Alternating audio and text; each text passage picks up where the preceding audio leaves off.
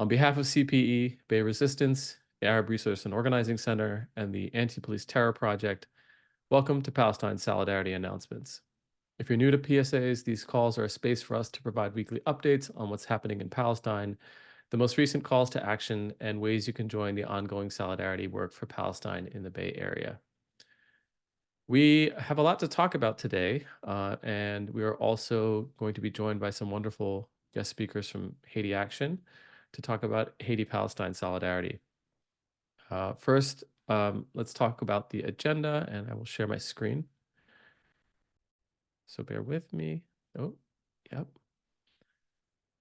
And first, we're happy to welcome back our somatics practitioner, Melissa Fan, to ground us and build resilience and clarity and focus in our fight for Palestine.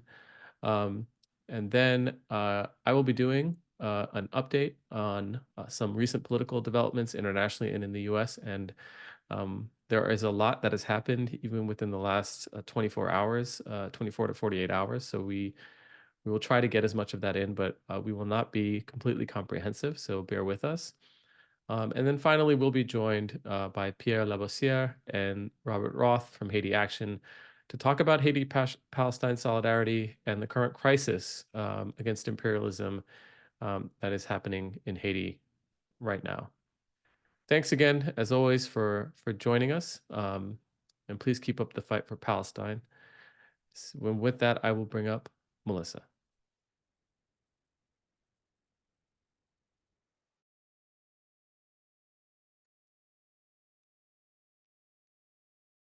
Hi, everyone. Thank you so much for being here today. Let's jump right into our somatic practice, which is the practice of discernment today. Somatics is an individual and interpersonal level theory of change. We create in ourselves the conditions for liberation so that our actions in the world are aligned across all levels. From how we collaborate with our comrades, to how we treat our foes, to how we're building alternatives to the state. Part of this work is discernment. On an individual and close community level, it's clear that we have to be able to discern what actions deserve our time and energy. There are 1,000 ways to be involved in movement work, and each of us has a specific skill set, temperament, and capacity. So the practice of discernment is really about answering this question. What is the most expedient and skillful use of your particular life force? So today we'll be honing the skill through a very simple practice of discerning between our yeses and our nos. All right, finding yourself in a comfortable position, seated, standing, or laying down. And begin to notice your breath. Trying now to deepen your breath, breathing all the way to the bottom of your diaphragm.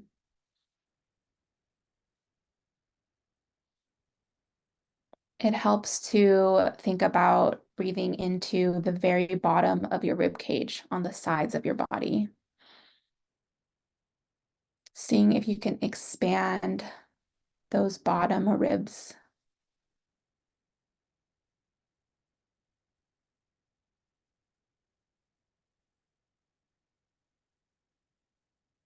And as you're breathing in and out, just taking a quick body scan, noticing any areas of tension or pain, any areas that feel particularly easeful or comfortable, and any areas that feel neutral. We're not judging our body, we're just noticing.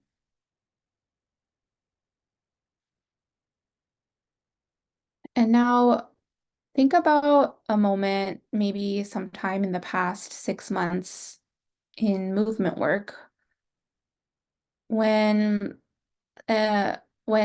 you've felt a full body yes. When somebody has asked you to do something, or when you felt called to do something and it's been a full body yes.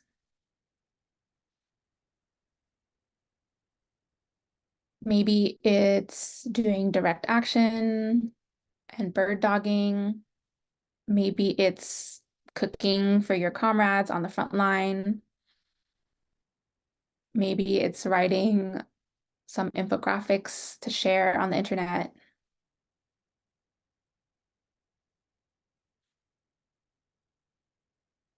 And just noticing what that feels like in your body. A yes. For me, I feel this bubbling of excitement and openness and energy that sort of emanates from my chest outward. And I feel lighter. I feel lighter when I feel a yes.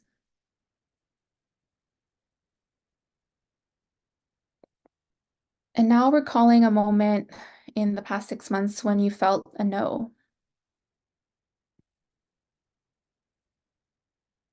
Something that somebody has asked you to do, or you've seen other people do that your body just knows is not for you.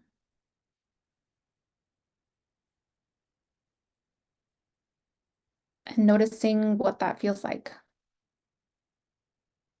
What does a no feel like in your body? For me, it's this sort of the opposite of a yes. So I feel this sort of contraction happening in my chest. I can feel my breathing get shallower.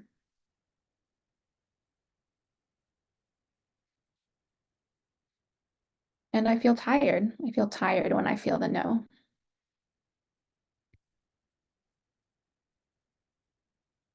Yeah. And just noticing that we're not judging ourselves, we're not judging other people for their yeses and their nos. Just noticing what our bodies are telling us, the intelligence of our bodies, and using that intelligence, that wisdom, to find our role in movement work for longevity.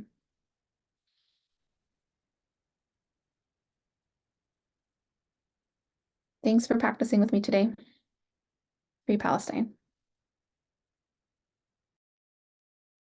Melissa, thank you so much, as always, for grounding us.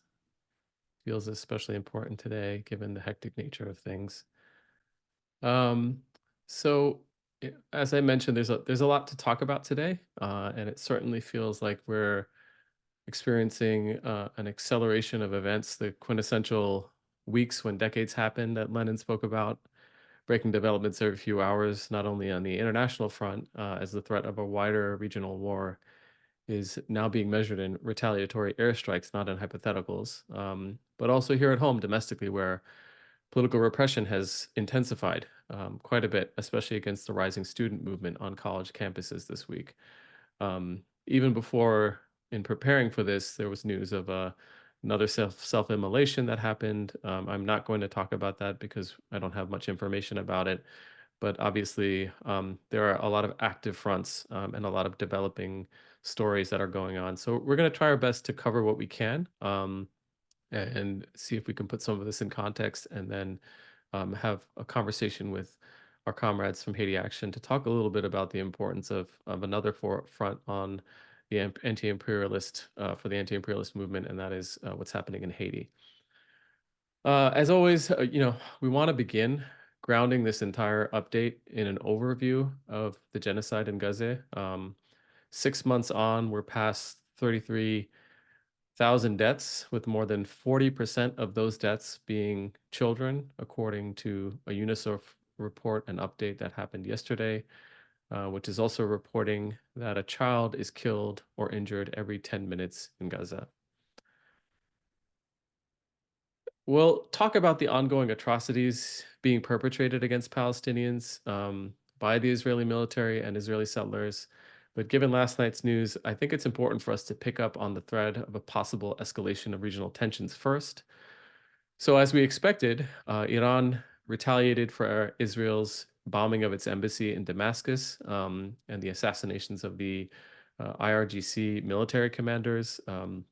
We talked about that on Friday, and then the next day we were talking about Iran's attack on Israel. What no one expected was the scale and the kind of retaliation that took place on April 13th, namely the barrage of 300 drones and cruise and ballistic missiles this past weekend, most of which appear to have been intercepted by US funded and constructed air defenses around Israel and by the Jordanian Air Force. Now, this is where the kind of fog of war propaganda makes it difficult to draw connections between intent and effect, even in the US media. As you can see from the CNN headline, there was acknowledgement that the attack by Iran seemed orchestrated to minimize casualties, where there were essentially none reported, um, and doing that while maximizing the degree of spectacle. And obviously, this was unprecedented for Iran to directly attack Israel, especially in this fashion.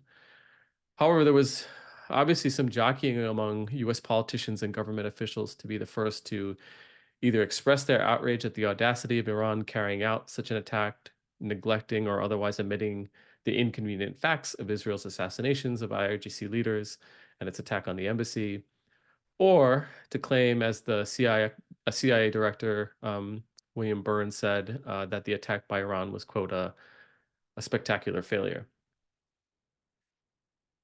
And notwithstanding all of that, there's been a lot of good reason to believe that the attack was calibrated for deterrence and not to accelerate the situation into a full-scale war, at least for the Iranians at this point in time. And one of those key pieces of circumstantial evidence are the words of the Iranian government itself, whose diplomatic mission to the United Nations put out a statement almost concurrent to their air assault on Israel, saying that, quote, the matter can be deemed concluded. And it was a rather explicit way of saying, look, we had to do this, now we're done, and we're warning the US and Israel not to escalate further. Now, the fallout from the Iranian response to Israel's attack on its embassy was swift. It included, the requisite condemnations from Western governments, nearly universally in favor of Israel, and of course, bipartisan response in Congress to reinforce the quote ironclad U.S. support of Israel, and that ironclad word was the word du jour around Israeli support. And it's kind of what Paul Pillar predicted in that article from Responsible Statecraft that we talked about last week, where he mentioned that Netanyahu was, potentially looking to shift the focus away from al-Shifa and war crimes back to Israel as the victim and to the importance of defending it from terror, whether that's from Hamas or Hezbollah or Iran. So that happened. And as recently as yesterday, the US and UK issued new sanctions on Iran, aimed at disrupting its drone manufacturing capabilities. And we should expect congressional action to punish Iran further, as there were already several pieces of legislation against the Iranian government introduced by members of Congress. And you can see that from the AP headline here. Um, Now, wanted to initially recommend this Al Jazeera article by Simon Cordell, which laid out some of the contributing factors to a possible Israeli response to the Iranian drone strike, and then laid out four anticipated avenues for retaliation by Israel, which were: one, strikes against Iranian proxies like Hezbollah, more assassinations of IRGC members, cyber attacks, or four, direct attacks on Iran. But we know from last night that Israel chose option four, a direct attack, and it may turn out, as more information is gathered, that Israel did more than that. There were scattered reports about impacts in Baghdad, but I haven't seen anything conclusive on whether those involve targeting Iranian military personnel outside of the country or whatnot. So, for all intents and purposes, we're sticking with what we know occurred last night on Iranian soil. And so last night, Israel carried out and took responsibility for an attack on Iran, which acknowledged that the attack took place on their soil. As of last night, it wasn't clear what the extent of the damage was. Some information may have come out. I haven't had time to kind of gather all of that. But there was unclear reports about the how, you know, both sides viewed the seriousness of Israel's action. What we can vaguely understand from Iran's reports is that the strike involved drone or missile attacks near this city of Isfahan at an airbase or near an airbase, and that the scale of the attack was minimal and the damage was also minimal, if not relatively non-existent, because Iran has said that their air defenses worked to shoot down the drone aircraft or the missiles. Um, Isfahan is significant as a target area since it's one of the locations of one of Iran's most important or more important nuclear facilities. Iran did say earlier yesterday, specifically the senior commander of the IRGC, that Iran would strike Israeli nuclear facilities if Israel struck Iran's facilities. And the IAEA, the International Atomic Energy Agency, in the middle of the night last night, at least for us here on the West Coast, did confirm last night that there was no damage to Iran's nuclear sites from Israel's attacks, and also warned, as you would expect, all sides to exercise restraint moving forward.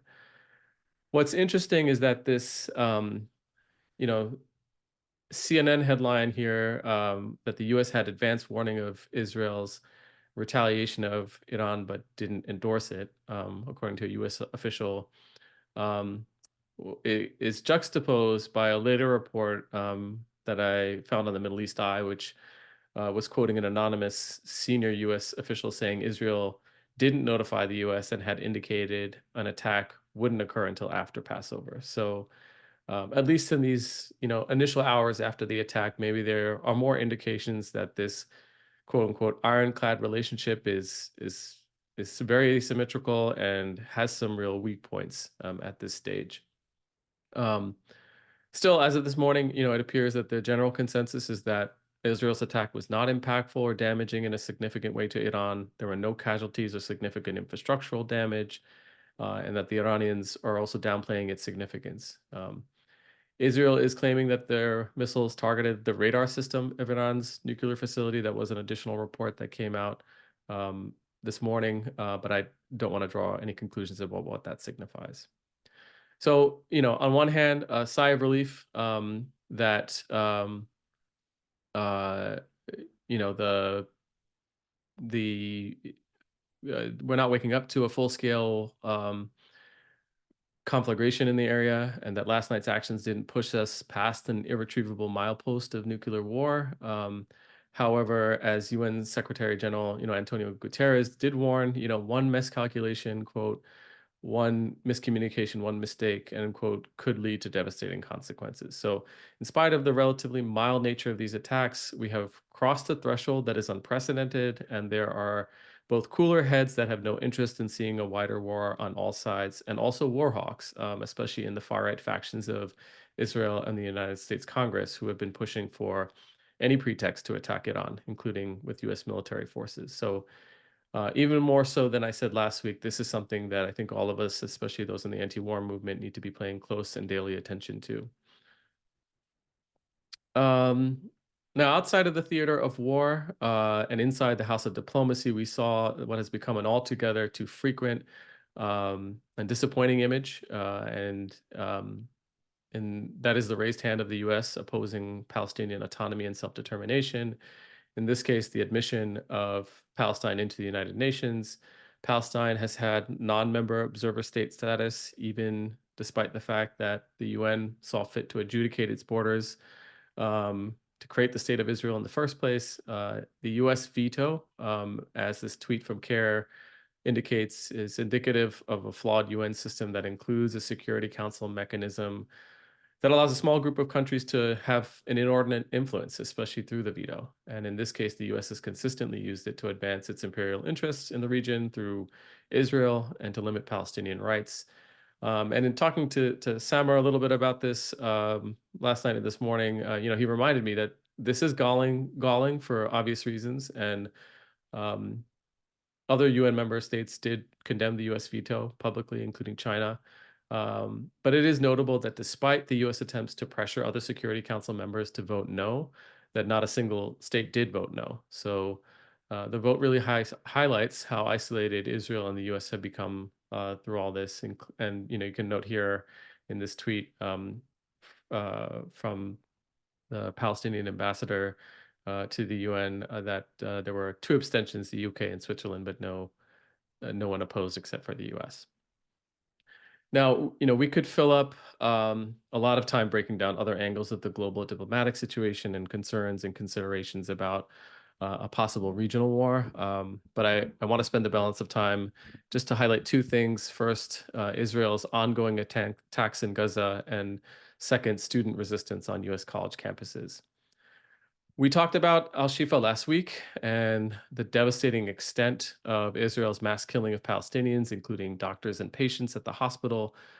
This week, there are unfortunately more disturbing reports of new mass graves and testimonies from survivors of the kind of indiscriminate and cold-blooded executions that Israel perpetrated there. And in the final analysis, I think this is an incident that we're going to continue to return to because of how depraved and far-reaching the violence was over those 2 weeks. So um, yeah, I think it's important for us to continue to highlight it and to not to consider this as something that is resolved.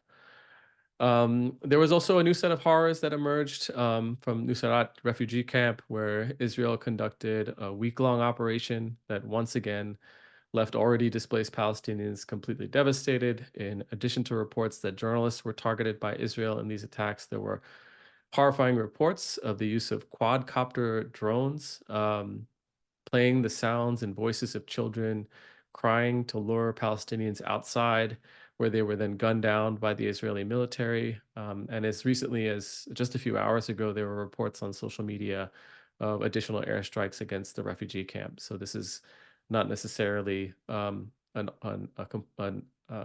resolved situation at all. And um, there are a lot of images of children and babies maimed and severely injured by Israeli weaponry being used at the refugee camp that are also circulating. And, there are sadly many other stories of Israeli war crimes that are taking place and have taken place both in the news and, of course, we're not seeing all of these given the attacks on Palestinian journalists and the fact that the Western news outlets are simply not covering these in great detail, including Al Shifa. So, where does that leave Rafah? Well, we know that there have been airstrikes in Rafah throughout, including reports of one that struck a playground and killed 11 children this past week. But there are disturbing reports coming from Israeli media this morning that part of the bargain the US and Israel have made is that because Israel has ostensibly avoided escalating with Iran, it now has the green light to pursue its invasion in Rafah. In this report from the Times of Israel, Egypt officials told a Qatari news agency that the US had accepted Israel's plan for a Rafah invasion, and the Egyptian officials are preparing to absorb refugees across the border into a neutral zone in Egypt. The U.S. has denied these reports. The Haaretz article here also has some details about Egyptian military coordinating with the Palestinian Authority to plan for managing the neutral zone for refugees who will potentially be displaced by a Rafah invasion. Now, these are preliminary reports, and this obviously implicates the real internal tensions between Palestinian political forces that I will not attempt to explain or detail. And that is in part why we have had such good guest speakers here to bring some of that deeper analysis, including what's going on with Hamas and the PA and Fatah. But at the very least, the reports themselves are a troubling sign that a Rafah invasion is still on the agenda and maybe even imminent. So just like we're keeping an eye on tensions with Iran, we should be keeping an eye here. This is extremely disturbing, and if true, it would expose millions who are suffering from trauma and injury and malnutrition to an invasion that could kill thousands upon thousands in a short period of time. So we're keeping our eyes on Rafah, and we need to continue to do that and make sense of what the U.S. and Israel are doing. Um, Couple of more notes before we end our updates for today. The week of A15 actions has continued the unceasing pressure from our comrades across the country who have taken to the streets to disrupt traffic from the Golden Gate Bridge here in the Bay to the Brooklyn Bridge in New York, folks blocked entrances to war profiteers globally, including in Europe and Australia. Uh, these are some photos from our dear comrade and photojournalist Brooke Anderson covering some of what happened in the East Bay on A15.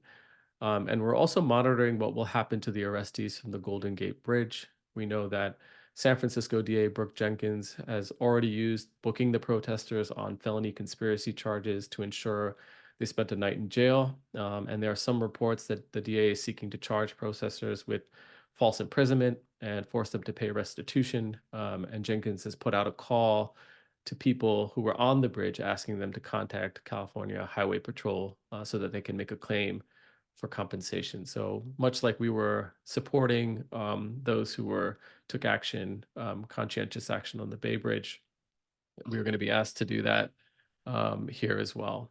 Um, so this is a good time and a good point to talk about political repression and wrap up some of the updates for today. This is um, something that's been increasing against pro-Palestinian protests across the country and across the globe. We've been hearing about the perverse political climate in Germany, in which pro-Palestinian activists have been targeted, harassed, and suppressed by the government, and that includes, most bizarrely, Jewish organizers and objectors to the genocide in Gaza. At the Palestine Congress event organized in Berlin, that was set to include Palestinian voices and prominent figures like Dr. Ghassan Abu Sitta, whom you'll undoubtedly recognize as the Palestinian British surgeon who's been working in the field in Gaza and done that throughout this genocide and has been a critical voice sharing the kind of suffering of Palestinians from the war and the atrocities of the Israeli government. And Greek politician and leftist Yanis Varoufakis, who was also set to speak at the event. Both of them were banned from entering Germany. The Palestine Congress was raided as it was starting. The power was shut off by police, and microphones were literally yanked away from organizers as they were documenting it. And there have been subsequent protests met with police brutality in Germany, and altogether, it's emblematic of a real authoritarian turn in German politics that pivots ironically around Germany's post-World War II laws prohibiting anti-Semitism. We also know that students in the US, including Muslim students in particular, and I'm thinking of the two hijabi women at the center of two of the largest repression scandals that just broke out over the last 2 weeks in the US on college campuses. The one we discussed and showed video of that took place at Berkeley Law at the home of Erwin Chemerinsky last week, and the one that took place this week at USC, University of Southern California, when its valedictorian Asna Tabassum was removed as commencement speaker because of her public support of Palestinian human rights, which Zionist organizations on campus and off campus have accused of being anti-Semitic. And just yesterday, there were protests at USC, apologies, by students condemning the administration and demanding Asna be reinstated as speaker. And there are other incidents taking place in other school settings. There's a high school in New Jersey I saw, which a student was suspended for organizing or putting up, protest posters. And we know from our friends at Palestine Legal that student repression by administrators and non-state actors, including the right wing and Zionists, has been taking place steadily throughout the period of protest to the war. But it does appear to be reaching somewhat of a fever pitch over the last few weeks, given some of these more high-profile scandals. And so that brings us finally to one of the major headlines of the last couple days, and that's the Gaza encampment at Columbia University. Now, some important background is that students at Columbia have been active in protesting the war and have been facing repression from the administration for a few months now. And part of that struggle has included attacks by Zionists, including the skunking of pro-Palestinian students by another Israeli student who was alleged to be a former IDF or a current IDF soldier, for which they received no support from their administration, and the harassment of pro-Palestinian students by a non-tenured Zionist professor, both on campus and especially in social media, where that professor has helped get those students doxxed.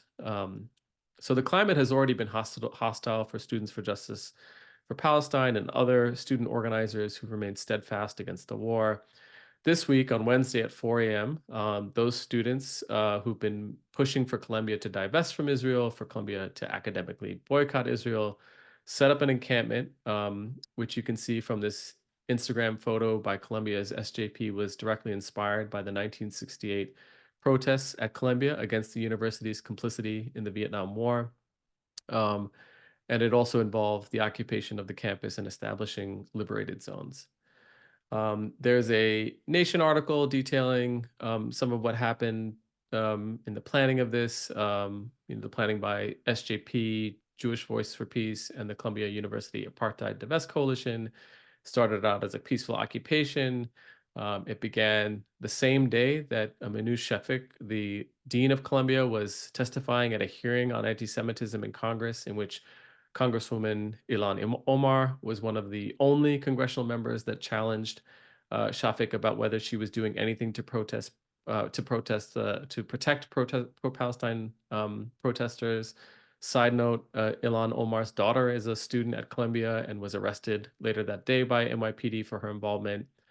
By the morning, Barnard students were suspended. By the afternoon, Cornell West and Mohammed El Kurd had come and spoken to the demonstrators.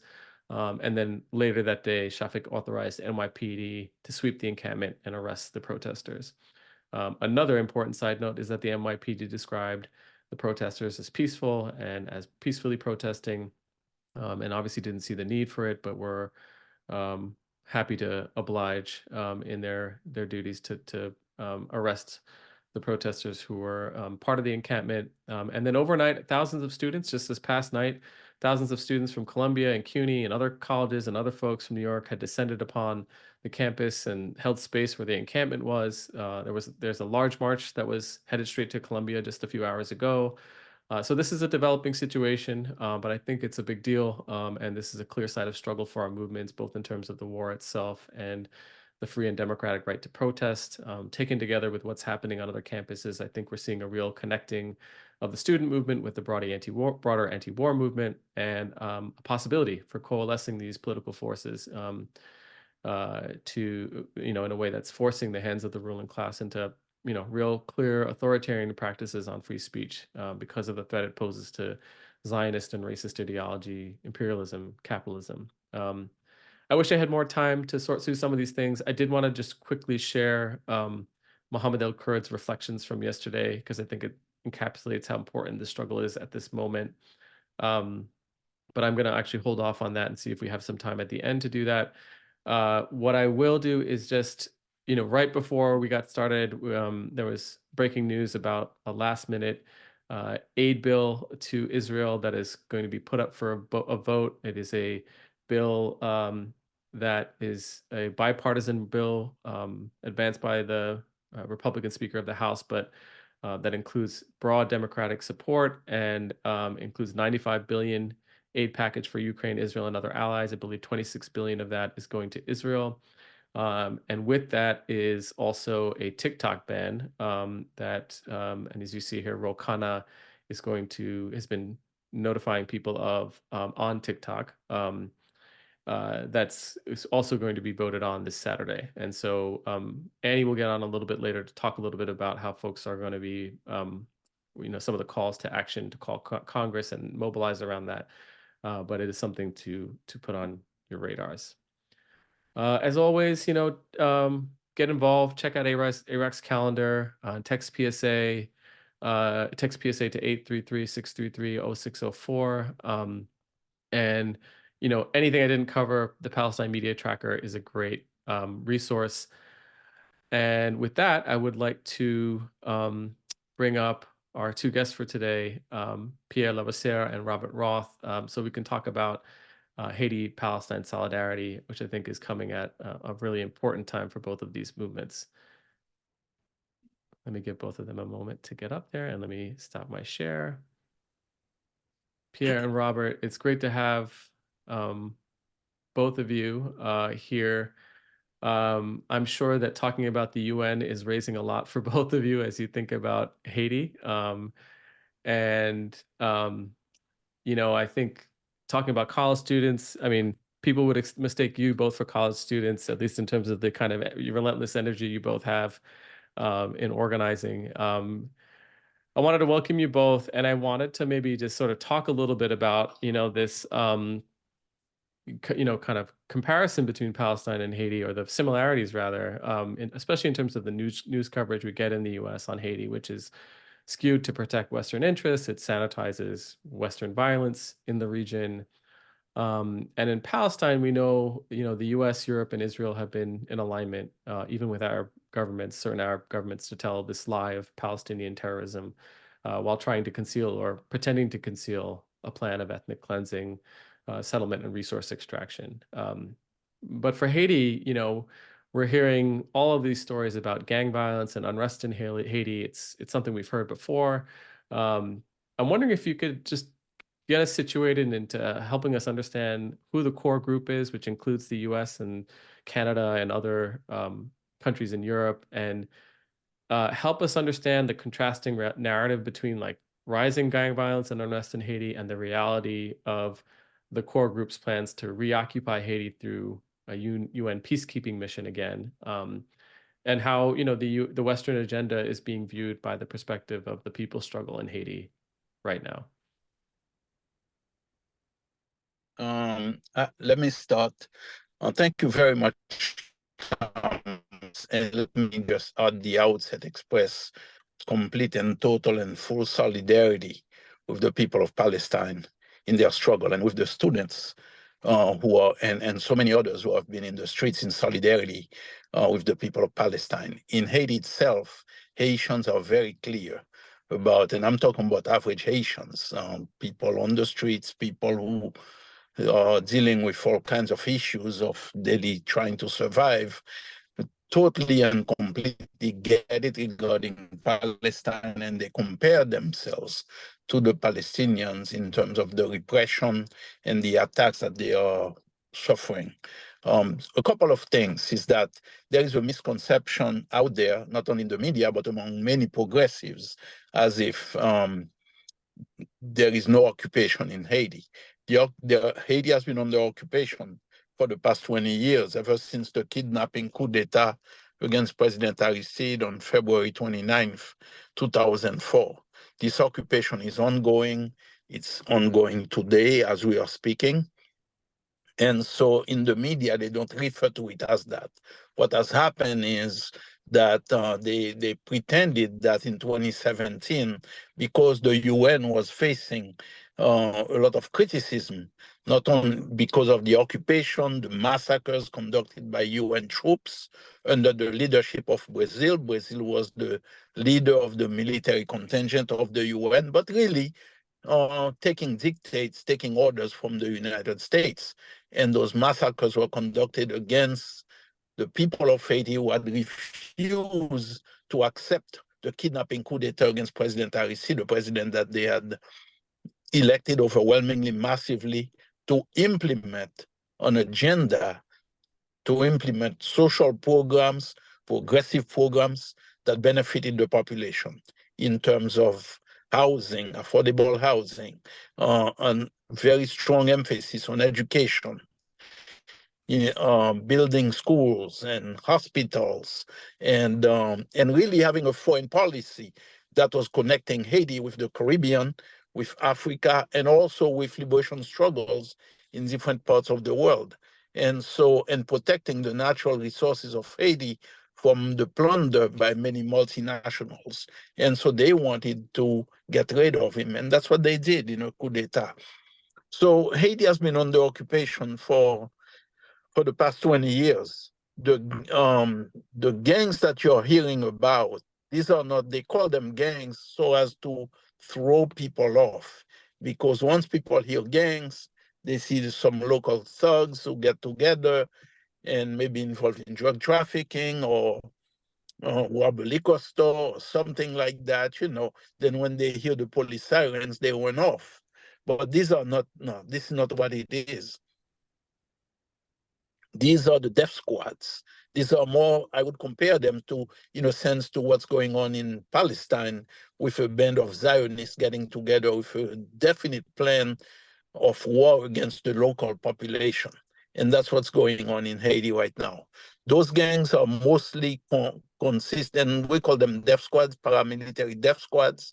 they have been put together by the Haitian governments, who were puppet governments put in place during the occupation and taking orders from the U.S. Actually, the UN itself has praised one of the so-called gang leaders, Jimmy Cherizier, nicknamed Barbecue, because he loves to burn people alive. And he was a former policeman trained by them. And a number of those paramilitary death squads, or gangs as the press calls them, they were led or created by US UN trained members of the Haitian police. And this is something that they try to hide. Going back to 1996, after the first coup d'etat, the US had actually recruited a number of junior Haitian army officers. At that time, the Haitian army had not yet been disbanded by President Aristide. When he returned from exile, he disbanded the military. But some of those junior officers were trained at a US military school in Ecuador. They were known as the Ecuadorians.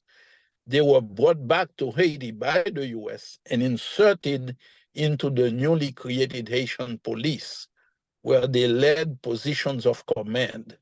And as commanders of the police, of the new police force, they introduced what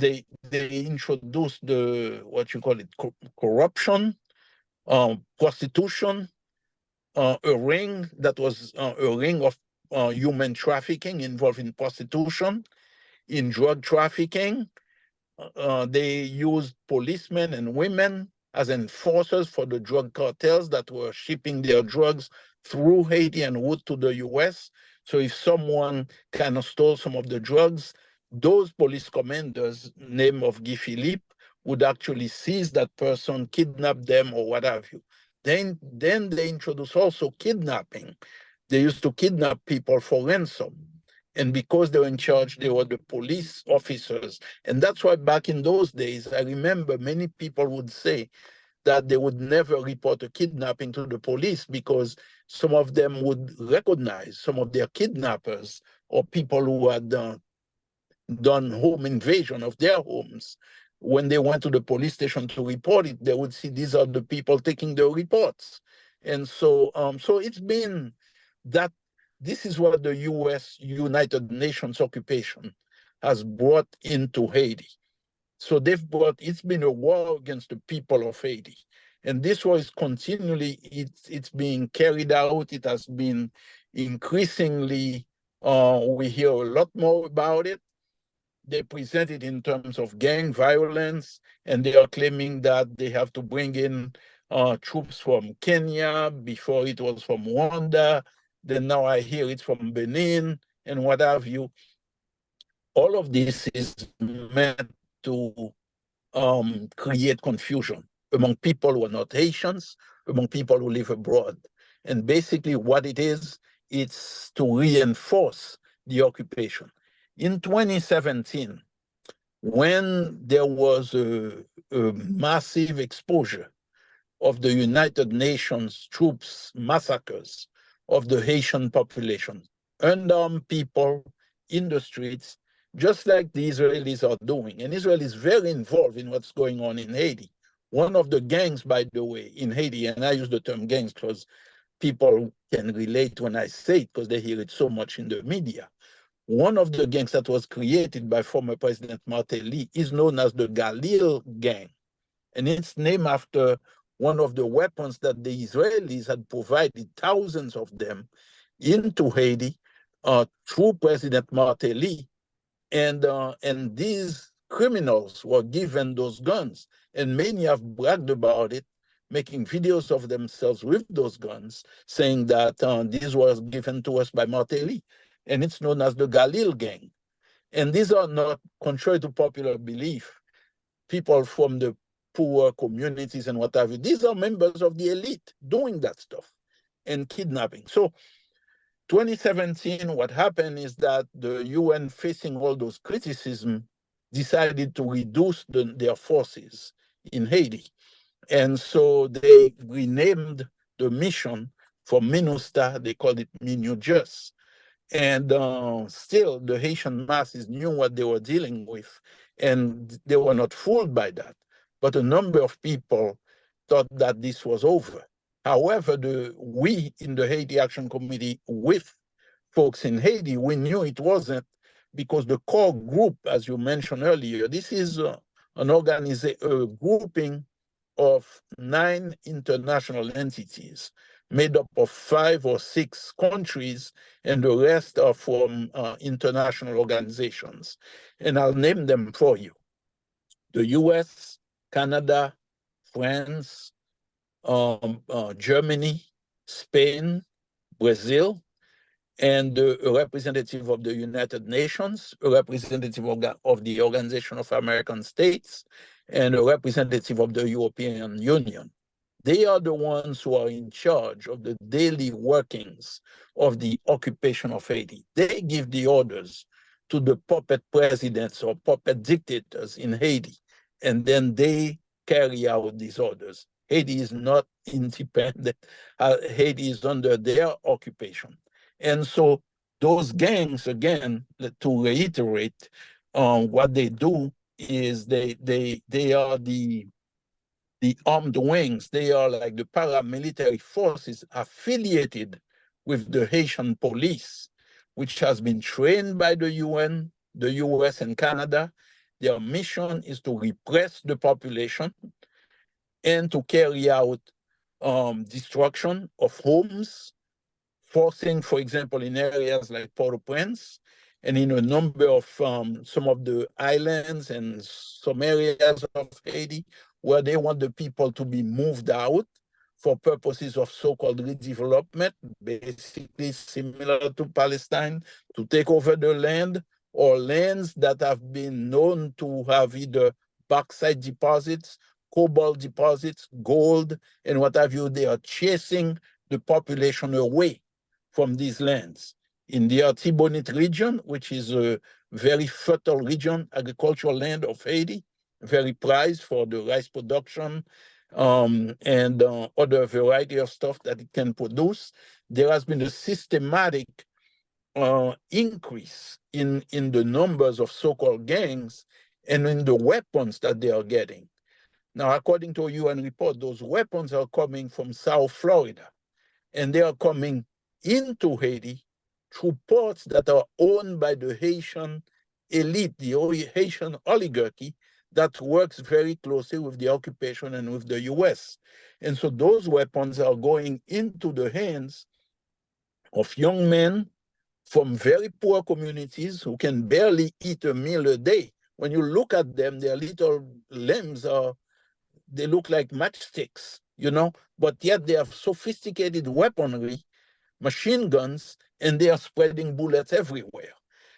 Their job is to carry out total repression of the population so that people no longer can feel safe in not only not being out there demonstrating against the government and against the land grabs that are taking place, but also they are chasing people, as I mentioned earlier, away from the lands that they occupy, that they have had for generations. So we see that very similar to what's going on to the Palestinian people, and the involvement of Israel in all of this is very very much well known. Finally, I'll just close by saying one of the topmost wealthiest billionaires in Haiti, Gilbert Bidjo, he's an Israeli, and he was also the consul for the Israelis, and he's been named in the UN reports as being sanctioned for direct ties with a lot of the gangs, and there are many others too among this elite. And so this has been the situation in Haiti, which many people abroad don't really know. This has been hidden. People don't quite get it, but that's what's going on. I'll stop there. Pierre, thank you so much for that thorough review of what's going on and some of the connections to what's happening to Israel's involvement. Robert, I'm wondering if you can also contextualize a little bit, and I know you both have to leave at one, but we wanted to talk a little bit more about, maybe talking a little bit about the importance of understanding the connections between struggles against imperialism. We've been talking about the Congo, Sudan, and Haiti as also in alignment with the Palestinian struggle. And then I wonder if you can talk a little bit about that importance, particularly given some of the what we reviewed today about um, the power of these movements, and then what actions Haiti Action is calling for in terms of meaningful solidarity with the people of Haiti. Yeah. Okay, again, thank you, Thomas, and thank you, CPE, for doing this important work. I'm going to just add a couple of things to what Pierre said, and then I'm going to focus on those questions.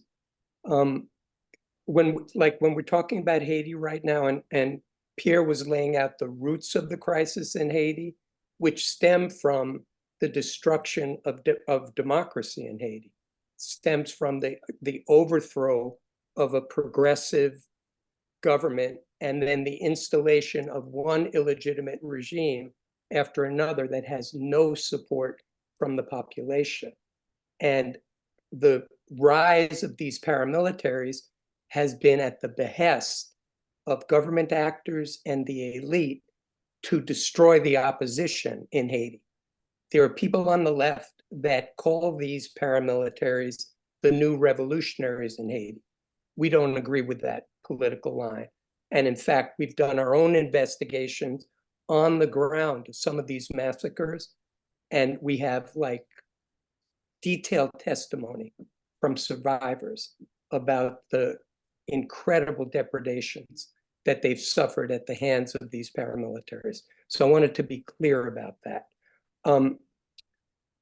If you look at food insecurity, of course in Gaza, where people face famine, there's 1 million people in Haiti that are now on the brink of famine.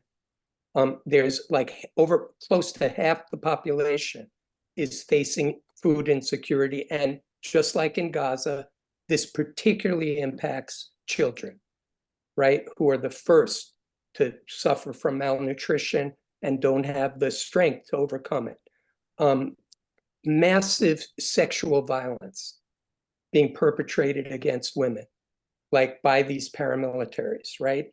And what this is about is it's about the destruction of civil society, right? So we see a lot of parallels between the crisis in Haiti and the crimes being committed by the Israelis in Gaza. And we also see the incredible resistance that keeps happening in both places. It's interesting that you brought up Colombia. I was actually in the Colombia occupation in 1968 and have been contacted Not surprising. recently and have been contacted by some of these students who are now doing this today. And their fierceness about Palestine, they're not giving up, right? And I think that this is a movement that won't just break in the face of repression.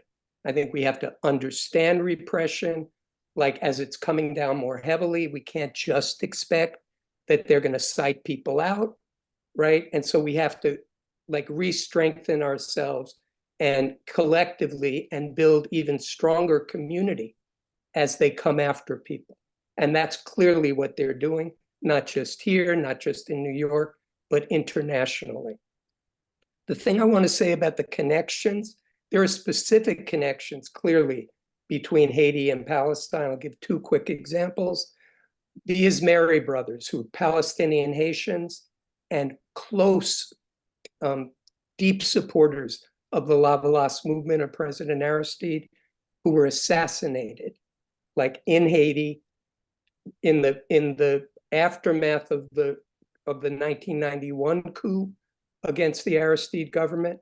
The 2 brothers who, embodied Palestinian Haitian solidarity and are remembered to this day.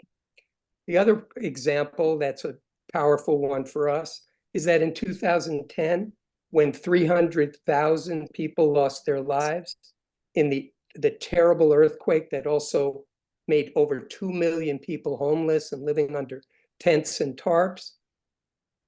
Palestinian prisoners in Gaza, who had been like put in Israeli prisons, Palestinians from Gaza organized a fundraiser for Haiti from within the prisons, like urging their relatives to donate to the, to the Haiti emergency funds, all right? And in the midst of what torture and repression they were going through. So these things become very meaningful between two people's struggles. And it's a reason that when Pierre talks about people on the streets in Haiti, understanding about Palestine, there is a connection historically and politically that people understand. One of the things about Haiti is that when you're on the street with people, it's not, people talk politics. And we're talking about the poorest people in the communities. We'll start talking to you about the Haitian Revolution, and they'll talk to you about the Aristide government and what they want. So it's a highly politicized and conscious population. But there's a broader reason why Haiti-Palestine solidarity is critical right now, and what it's emblematic of. Like, Palestine is the center of the world struggle against imperialism right now. And at other times, it's been other places: Vietnam, South Africa, Central America. It's Palestine right now. But when we understand that, and we understand the need to have an international analysis, not just about what's going on here, but connecting what's happening here with what's happening all over the world, and understanding that even today, when US power may be a little bit less, when it's more multipolar world, when there are other competitors, the US is still the belly of the beast. It's still the main enemy of the people of the world, and it's the enemy of Palestine, and it's the enemy of Haiti. And if we understand that, then we don't have to only be in our own silos. Like, Palestine should educate us about the need for internationalism and the need to connect these struggles. Like, if we understand Palestine and we understand that the US is responsible for every act that the Israelis are committing. When they attack a hospital, they're attacking it with US arms.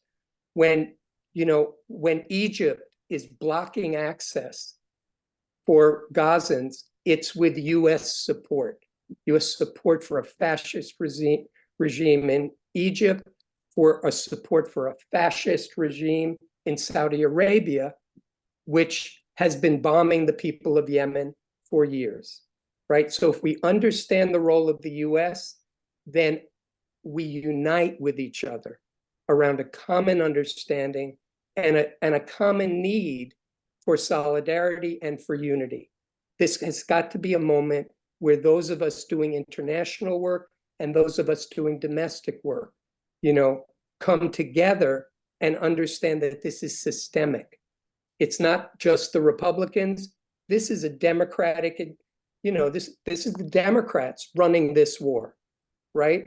Mm-hmm. And that was true in Vietnam as well. These are bipartisan wars, and there's a bipartisan attack on the people of Haiti. So I think if we look at some of those connections, I know we don't have that much time, we could talk about those more deeply forever, but I think it empowers us to see that, like, slogans like Haiti, Palestine, one struggle, one fight, are meaningful. They're not just words. So I wanted to I'll end with that. And then let me just talk about our plans. Yeah, please. Okay. First of all, people should go to our website, which is under Haiti Action Committee on Facebook. Well, first of all, they should go to our Facebook page. Haiti Action Committee has one, and all of our recent events and articles. Whoop, 1 second.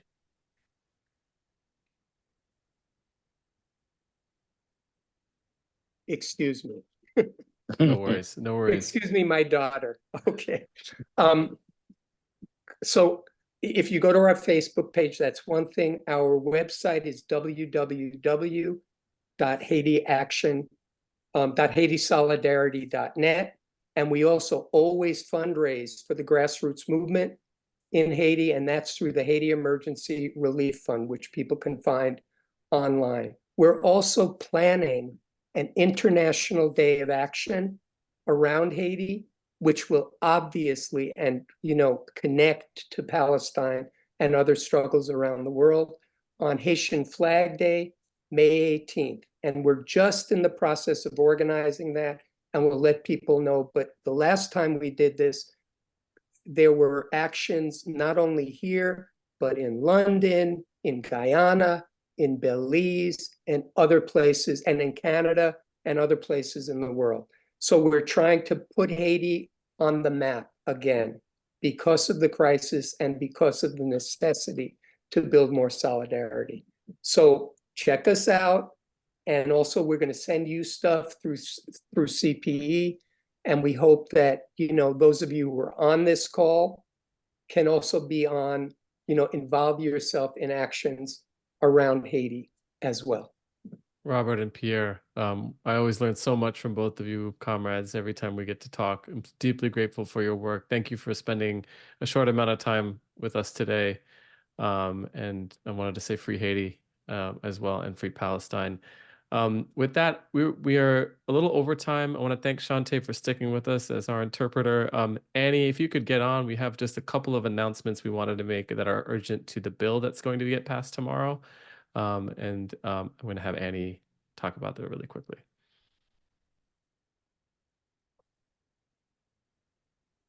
Thanks, Thomas. Very quickly, the link to take action I'm going to put in the chat. It is from the U.S. Campaign for Palestinian Rights. So this will connect you to the appropriate representative to contact the urgent appeal to stop this bill tomorrow. Then if you're in the Bay Area, we want to mention that there's going to be a full day of action on May Day, the International Workers' Day. This is in response to the call from the Palestinian General Federation of Trade Unions. And so starting at 10 a.m. in San Francisco, there's a march organized by a coalition of groups like Jobs with Justice and Bay Area Labor for Palestine. Then over to Oakland at 2 p.m. for a march led by Oakland Sin Fronteras. And then finally, there will be a 4 p.m. port action and shutdown organized by the Arab Resource and Organizing Center and other groups in coalition. I'm going to put links in the chat, and please continue to follow AROC, Oakland Sin Fronteras, and Jobs with Justice to stay up to date. So here are the links for